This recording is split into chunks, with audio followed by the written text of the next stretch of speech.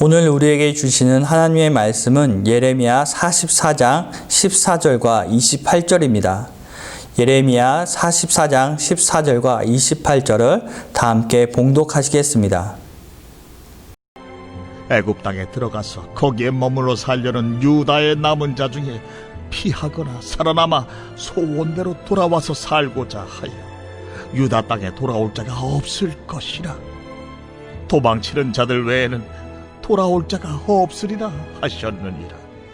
그런즉 칼을 피한 소수의 사람이 애굽 땅에서 나와 유다 땅으로 돌아오리니 애굽 땅에 들어가서 거기에 머물러 사는 유다의 모든 남은 자가 내 말과 그들의 말 가운데서 누구의 말이 진리인지 알리라.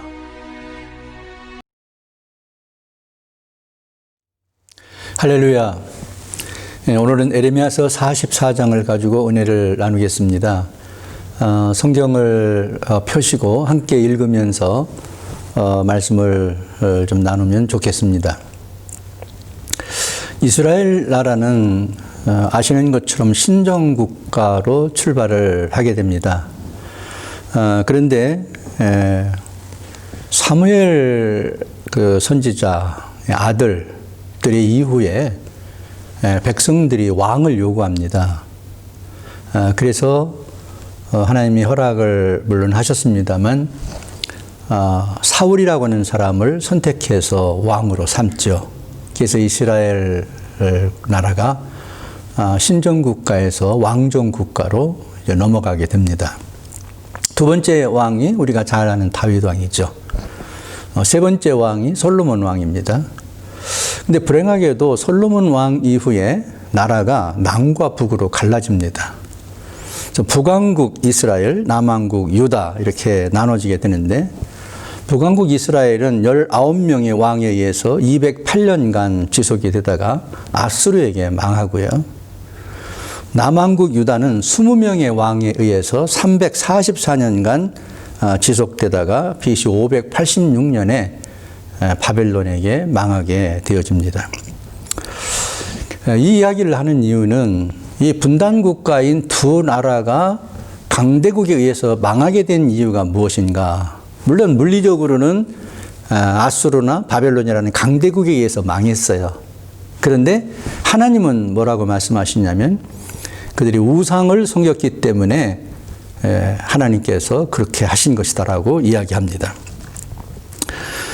그런데 이렇게 우상을 섬기는 것 때문에 망한 이 분단국가 두 나라가 이제 나중에 망하게 된 유다는 바벨론으로 이제 대부분 백성들이 포로로 잡혀가고요. 유다에 남아있는 가난한 사람들이 있었는데 후에 이제 이 전쟁 중에 숨어있던 사람들이 나타나서 이 가난한 사람들과 함께 한 무리를 이루게 됩니다. 하나님은 그 유대에 남아서 그들이 살기를 원한다는 메시지를 보냈죠. 그렇지만 그들은 하나님 말씀을 어기고 애굽으로 또 이렇게 가게 되어집니다. 44장 1절에 보면은 이 애굽에서 정착하게 되는 유대인들이 네 지방에서 이제 정착하게 되는데요. 밑돌, 다만에서 높, 그리고 바드로스. 이 지도에서 보시는 것처럼 그렇게 정착을 하게 됩니다. 예레미야 선지자는 유다에 남아 있었지 않습니까? 근데 그가 그 애굽으로 가는 백성들과 함께 애굽으로 오게 됩니다. 그리고 계속해서 아마 추론해 보면은 이 네 지방을 계속 이렇게 번갈아 가면서 하나님 말씀을 전하지 않았나 생각을 합니다. 이 44장에서는요, 이렇게 이제 시작을 합니다. 이 애굽에 정착해서 살고 있는 유대인들을 향하여서 먼저 유다 왕국이 망했는데 왜 그게 망했느냐 하는 것을 다시 한번 상기시킵니다. 그게 44장 4절에서 6절인데요. 내가 나의 모든 종 선지자들 너에게 보내되 끊임없이 보내어 이르기를 너희는 내가 미워하는 이 가증한 일을 행하지 말라 하였으나 이 가증한 일은 우상 숭배하는 일이죠. 5절 그들이 듣지 아니하며 귀를 기울이지 아니하고 다른 신들 우상들이죠. 여전히 분향하며 그들의 악에서 돌이키지 아니하였으므로 6절 나의 분과 나의 노여움을 쏟아서 유다 성읍들과 예루살렘 거리를 불살랐더니 그것들이 오늘과 같이 폐허와 황무지가 되었느니라. 이 유다 나라가 바벨론에 망한 것은 우상을 섬겼기 때문이다. 이렇게 이야기를 합니다. 그리고 이어서 애굽으로 이주해 온 이 유대인들을 향하여서 이야기합니다. 12절에서 13절입니다. 내가 또 애굽 땅에 머물러 살기로 고집하고 그리로 들어간 유다의 남은 자들을 처단하리니 그들이 다 멸망하여 애굽 땅에서 엎드러질 것이라. 그들이 칼과 기근에 망하되 낮은 자로부터 높은 자까지 칼과 기근에 죽어서 저주와 놀램과 조롱과 수치의 대상이 되리라. 이 애굽 땅으로 온 유다의 남은 백성들도 멸망을 당하게 된다. 13절에 보면은 그래서 이렇게 이제 결론을 이야기합니다.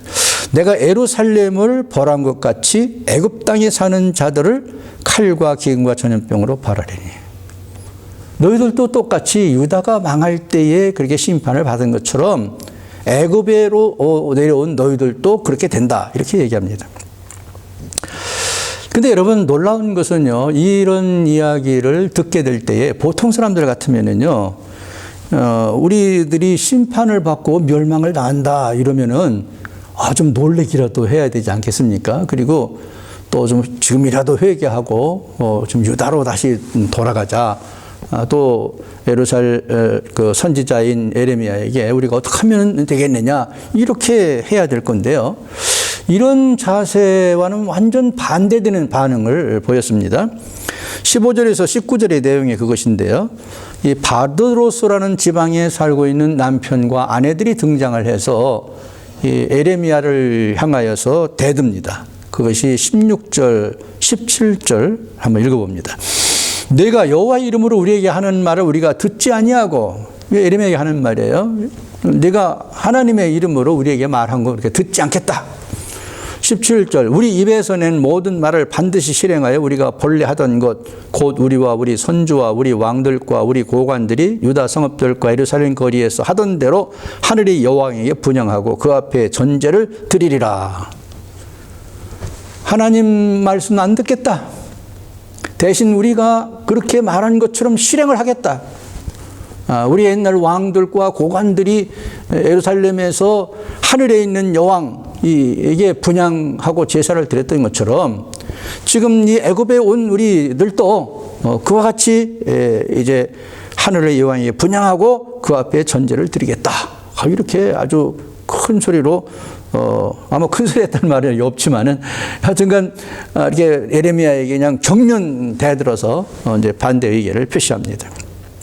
그러면서 그 다음에 쭉 보면은 우리가 이 그 하늘의 여왕을 섬길 때에 번영하고 축복받았다.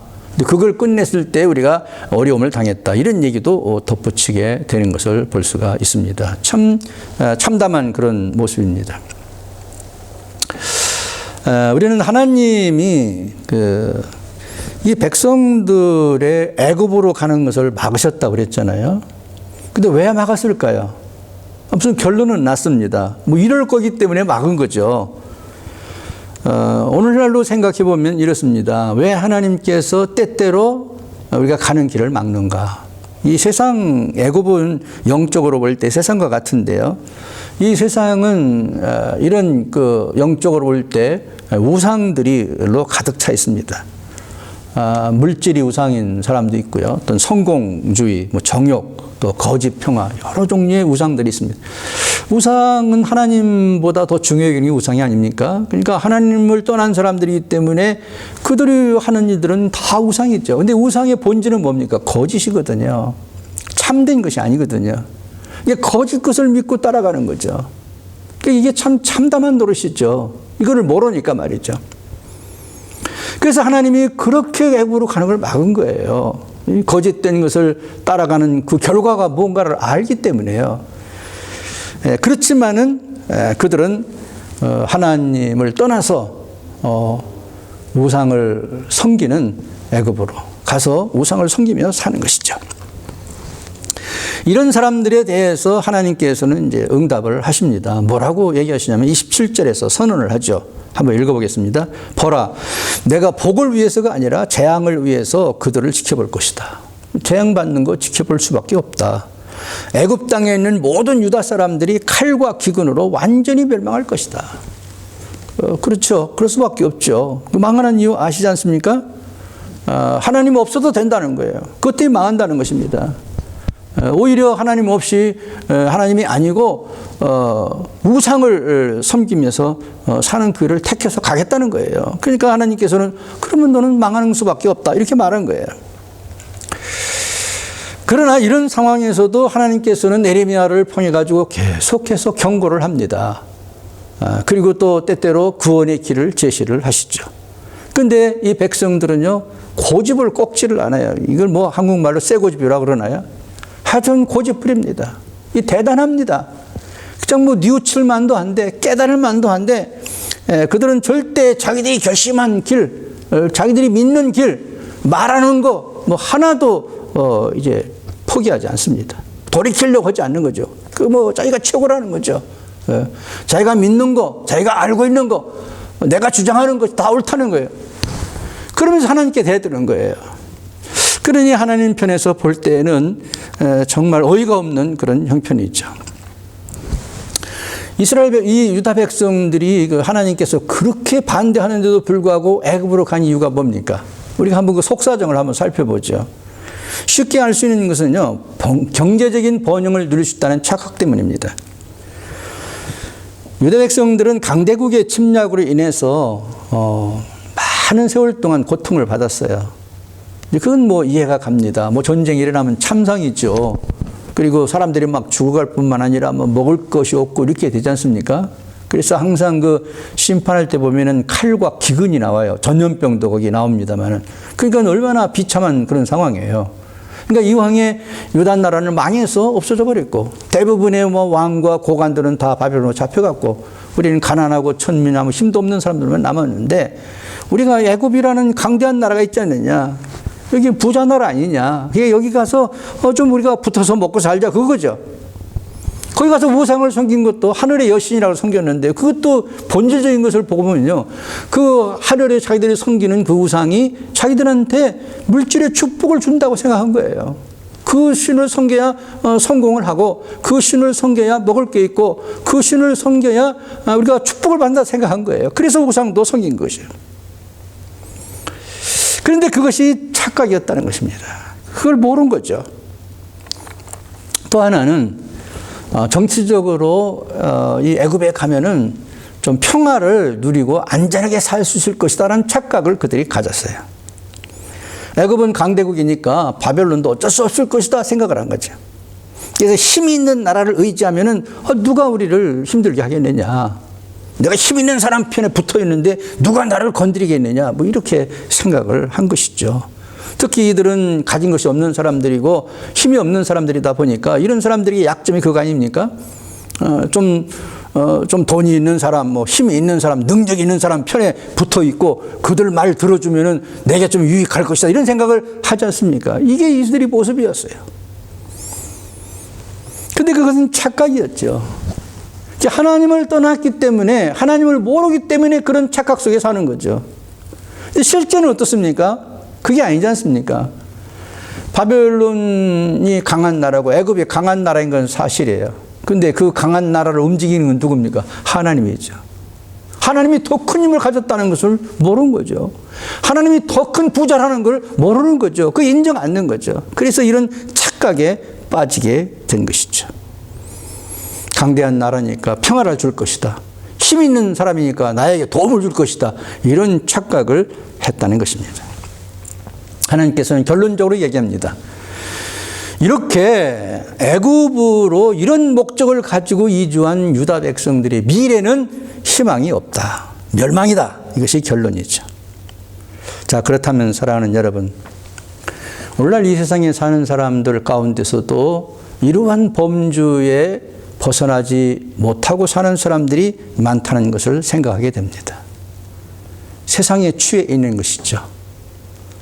세상에 주는 거짓 평화에, 세상이 주는 거짓 축복에, 세상이 주는 거짓 성공에 취해서 그것이 최고인 줄 알고 하나님 없이도 살 수 있다고 고집을 부리는 거죠. 그런데 이런 것에 대한 하나님의 마지막 대답은 그것은 희망이 없다고 얘기하는 것입니다. 오히려 죄값으로 인해서 심판받을 때가 온다 하는 것을 강력하게 이야기하고 있습니다. 자, 이런 가운데 하나님께서 베푸시는 사랑의 모습을 놀랍게 보게 되어집니다. 이쯤 되면은 사실 마지막이라고 볼 수밖에 없지 않습니까? 이제 다 끝난 거 아닙니까? 넌 좀 하나님 섬기고 우상 그만 섬겨라. 애굽에 살지 말고 유다에 가 살아야 된다. 이렇게 말해도 끝까지 아니다. 나는 하나님의 말씀 안 듣겠다. 막 고집 부리고 나가니까 이제 끝난 거잖아요. 어떻게 더 이상 어떻게 딜을 합니까? 더 이상 어떻게 전진할 수가 없잖아요. 그런데 그 시점에서 마지막 순간임에도 하나님은 그 백성들을 포기하지 않으십니다. 그리고 구원의 길을 보여주시게 되는데요. 14절을 한번 읽어봅니다. 애굽 땅에 들어가서 거기에 머물러 살려는 유다의 남은 자 중에 피하거나 살아남아 소원대로 돌아와서 살고자 하여 유다 땅으로 돌아올 자가 없을 것이라. 이렇게 전제를 합니다. 그 다음에 말씀이 있는데요. 도망치는 자들 외에는 돌아올 자가 없으리라 하시느니라. 여기 보니까 도망치는 자들이 있다는 것입니다. 예레미야 선지자가 눈물로 호소해도 하나님의 말씀을 듣지 않았던 그들이에요. 우리는 오히려 우리의 고집대로 이 길로 가겠다고 주장하던 그들이에요. 그래서 돌아올 자가 없을 거다라는 거예요. 그런데 그들 중에서 도망치는 자들이 있다는 것입니다. 어디서 어디로 도망치는 건가요?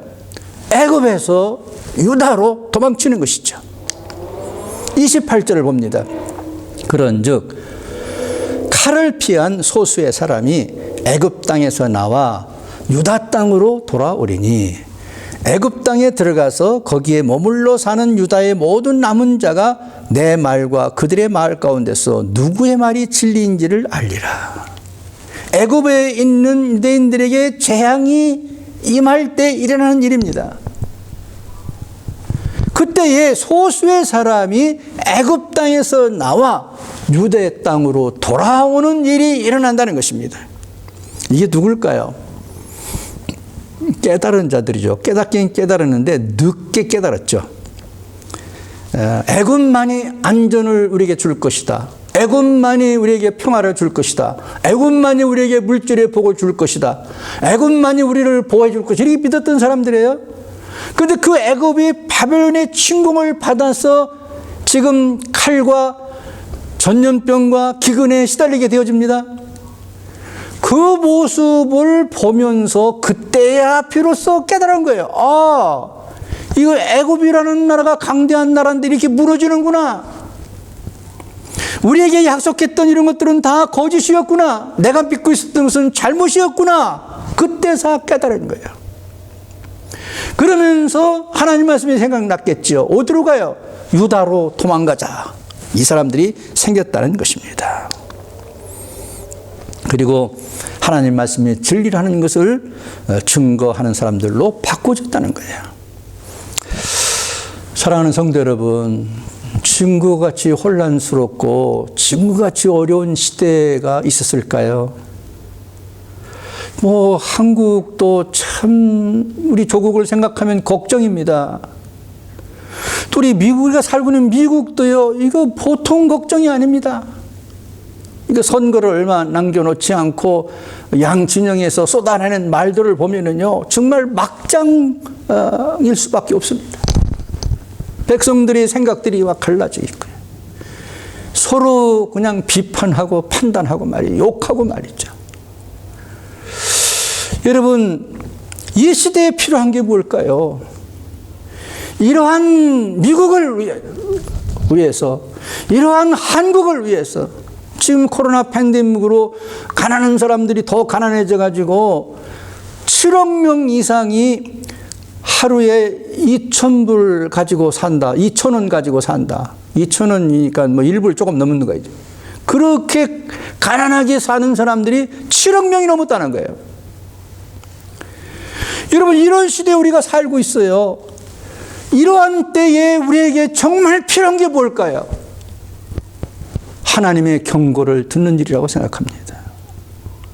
하나님의 경고를 들을 뿐만 아니라 그 경고를 듣고 깨닫는 것이 필요합니다. 정치 지도자도 경제 전문가도 종교 지도자도 어떤 사람도 다 지금 이 시대에 하나님의 경고를 듣고 깨닫는 것이 중요합니다. 하나님의 경고를 듣고 깨달아야 살 길이 열립니다. 돌아갈 수 있는 거예요. 하나님께로 돌아가는 일이 생기는 거죠. 여러분, 이 시대에 도망가야 삽니다. 성경대로 말하면 어디로 도망가야 합니까? 진리가 없는 곳에서 진리가 있는 곳으로 도망가야 됩니다. 거짓이 없는 곳에서 거기 머물러 있지 말고 진짜 있는 곳으로 도망가야 합니다. 생명이 없는 곳에서 안전하다, 평화롭다, 괜찮다라고 착각하고 있지 말고 생명이 있는 곳으로 도망가야 우리가 살 길이 열립니다. 저는 예레미야 44장을 묵상하면서 한 찬송가 가사가 생각이 났습니다. 돌아와 돌아와 마음이 고난이야. 길이 참 어둡고 매우 험악하니. 여러분, 마음이 고납니까? 혹시 어둡고 험악한 곳에 있습니까? 괜찮습니다. 주님은 얘기합니다. 괜찮다. 지금 돌아오라. 돌아와 돌아와 환난 있는 곳과 죄가 있는 곳과 미혹받는 데서. 여러분, 지금 환난 당하고 계십니까? 죄 때문에 괴로워하고 있습니까? 미혹을 받아서 힘든 가운데 있습니까? 괜찮다고 말씀하십니다. 거기서 지금이라도 돌아오라는 것입니다. 늦지 않게 돌아오라고 말합니다. 돌아와 돌아와 집에 돌아오라. 모든 것 풍성하신 아버지 집으로. 아버지 집에는 모든 것이 있습니다. 풍성합니다. 그곳으로 돌아오라는 것입니다.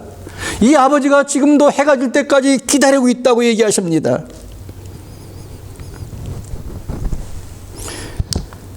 혹시 여러분, 이 말씀을 들을 때에 내가 해당된다고 생각하십니까? 지금 결단하시기 바랍니다. 깨달아진다면 돌아가야 합니다. 하나님께로 돌아와야 합니다. 여러분, 이 말씀을 들을 때 나는 해당이 되지 않지만 이 말씀이 해당이 된다고 생각하는 부모가 계십니까? 혹시 자녀가 있습니까? 혹시 사랑하는 이웃이나 친지가 있습니까? 그들이 하나님의 말씀을 듣고 깨달아서 하나님께로 돌아올 수 있도록 모든 조치를 하실 수 있게 되기를 바랍니다. 늦지 않게 말입니다. 늦지 않고 빨리 돌아올수록 말입니다. 여러분, 이 결심을 하기 위해서 찬송을 같이 한번 불러보도록 하겠습니다.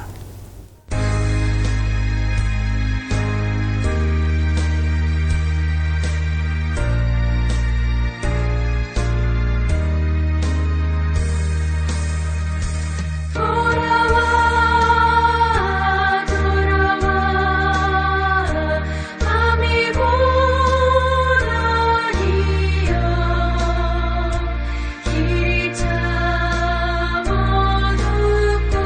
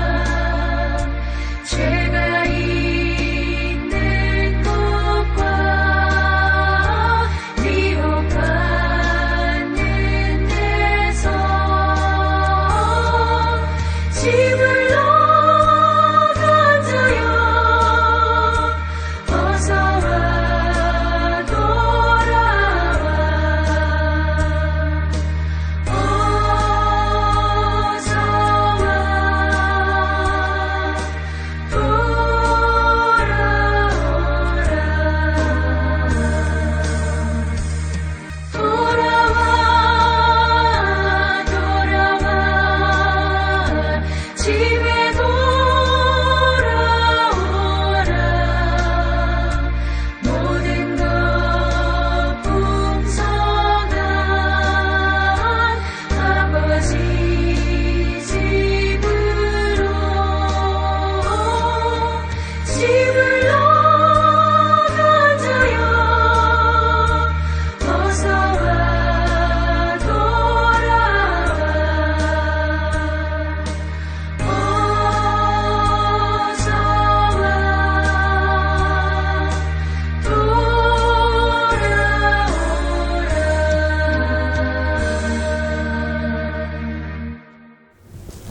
여러분이 찬양을 부르시면서 어떤 생각을 하셨나요? 어떤 결심을 하셨나요? 아버지는 기다리고 계십니다. 아버지 집에는 모든 것이 다 있습니다. 돌아갈 마음 없으신가요? 사람들을 그곳으로 돌아오게 해야 되지 않을까요? 예레미야 4장 1절은 이렇게 말합니다. 여호와께서 이르시되 이스라엘아 내가 돌아오려거든 내게로 돌아오라. 이사야서 55장 7절은 말합니다. 악인은 그의 길을, 불의한 자는 그의 생각을 버리고 여호와께로 돌아오라. 그리하면 그가 긍휼히 여기시리라. 우리 하나님께로 돌아오라. 그가 너그럽게 용서하시리라. 하나님만이 이 시대의 모든 문제의 대답입니다. 우리 주 예수 그리스도만이 이 세상의 모든 문제에 대한 대답입니다.